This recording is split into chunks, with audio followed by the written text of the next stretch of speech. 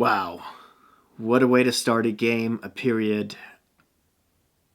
Just watching him, just that play, getting a flying knee to the head and seeing him lying there and then even trying to get up afterwards was just like a wave of anxiety just hit me and worry and just wondering like, man, that would have been tough for his family to watch.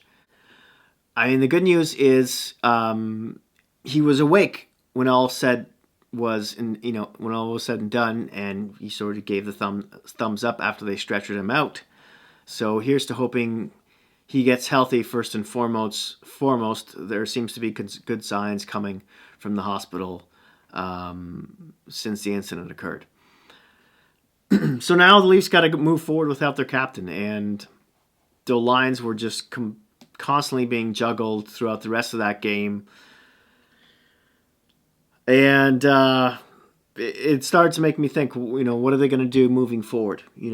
How are they going to replace their captain? They're not, but I put together 4 scenarios which might happen. 4 different boards here. So let's start with the first. So for those of you who know me, I can't even spell graphics. I'm not a good editor. So bear with me in these whiteboards here. Underlined in black are the players I see not moving anywhere. Matthews, Marner, Nylander. In the red, that's the player jumping in. Now, the first line, as you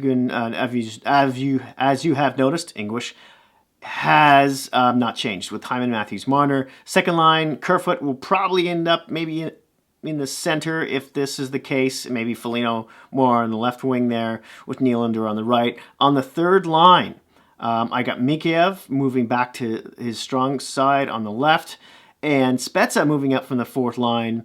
He's great at face-offs. He also can kill penalties. He's got long reach, great shot, and is a good playmaker. So he's definitely not a detriment to this line, and I would still consider it a shutdown one. And then on your fourth line here, I got Engvall coming into the lineup, who was on quite the scoring streak in the last 4 or 5 games or so of the season. And he is one of the best puck movers out of his own zone in the league. And he's quite fast. So I could see him working well with that unit as well. Let's look at the second board. So for those of you familiar with Game 1's lineup, almost nothing has changed here, right? The first, the third, and the fourth line are all the same.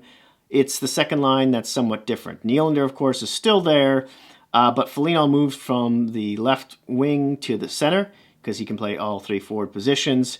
And Galchenyuk is the new guy in the lineup, and he goes back to where he's used to playing on that second line with Nylander. There's familiarity there, and of course that keeps Foligno playing with Willie as well, so that there's less disruption if you're Keefe and you want to keep things a bit more consistent. So on my third board here, the black board, of course, the Galchenyuk is also the guy subbing in here. I bumped him up to the first line and brought Hyman down to the second, and thrown Kerfoot in the middle as a second line center. Then I've brought Foligno down as the lefty, and I've kept Mikheyev on the right. So that's somewhat of a new shutdown line, which still looks really good, of course. And bringing Hyman down maybe spreads the wealth a little bit when it comes to the offensive side of things with the second line, and there's maybe less of a drop off in the offense category. And of course, the fourth line stays the same, doesn't change. Okay, so my fourth and final board here, the new guy is Brooks. And for the first line, Hyman, Matthews, Marner. Foligno stays in that same spot on the second line. Kerfoot gets bumped up from the third line to second line center. And then on your third line, you've got the same with Mikheyev and Nash, except Simmons gets bumped up from the fourth line to play with these guys, maybe adds a bit more grit and sandpaper to them. I think as long as you have Nash and Mikheyev there, They sort of solidified the shutdown aspect of it. And then on the fourth line, I've got Thornton, Spezza, and Brooks. And this fourth line, I think it played around 7 or 8 games together, and it looked really good during the regular season, during the short span of time that it was there. Brooks is a fast skater. He's quite tenacious. He definitely forechecks, back checks, and he complemented Spezza and Thornton really well.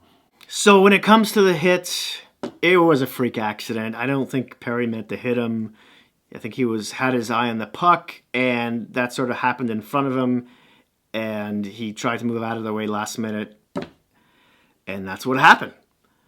So I'm not going to dwell on that. In any case, I want to know what you think of those 4 different lineups that I showed you, 1 through 4, blue, green, purple, and black. Or if you have a different one you'd like to suggest, please let me know down in the comment section below. Thank you so much for watching. Please don't forget to like, subscribe, and hit that notification bell, which will alert you when my next video comes out. Remember to be kind to each other in this crazy world we're living in right now, and I'll see you soon.